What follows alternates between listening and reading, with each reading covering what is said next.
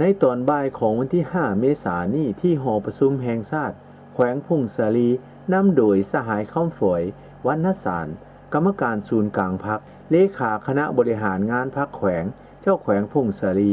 พร้อมคณะได้เข้าวางพวงมาลาไว้อาลัยถึงสหายพลเอกค่ำไต่ศรีพันดรอดีตประธานคณะบริหารงานศูนย์กลางพรรคอดีตประธานประเทศแห่งสาธารณรัฐประชาธิปไตยประชาชนลาวโอกาสนี้สหายคำฝอยวรรณสารได้เซ็นคำไว้อาลัยมีเนื้อในว่าคณะบริหารงานพรรคอำนาจการปกครองแขวงพงศาลีพนักงานสมาชิกพรรคนักฮกและประชาชนแขวงพงศาลี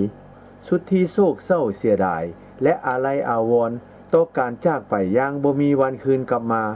ของสหายพลเอกค่ำไต่ศรีพันดรผู้นำที่แสนเคารพรักของประชาชนลาวบรรดาเผ่าผู้นำปฏิวัติที่องอาจกล้าหาญเด็ดเดี่ยวเหนียวแน่นอุทิศเหือแหงและสติปัญญาเสียสละอย่างสูงส่งเข้าในภารกิจต่อสู้ปลดปล่อยชาติในเมื่อก่อนก็คือภารกิจปกปักรักษาและสร้างสาพัฒนาประเทศชาติในปัจจุบันผลงานและคุณงามความดีของเพิ่นแม้นใหญ่หลวงจะถูกจารึกไว้ในหน้าประวัติศาสตร์ของชาติลาวเฮาและอยู่ในความทรงจำของประชาชนลาวบรรดาเผ่าตลอดไป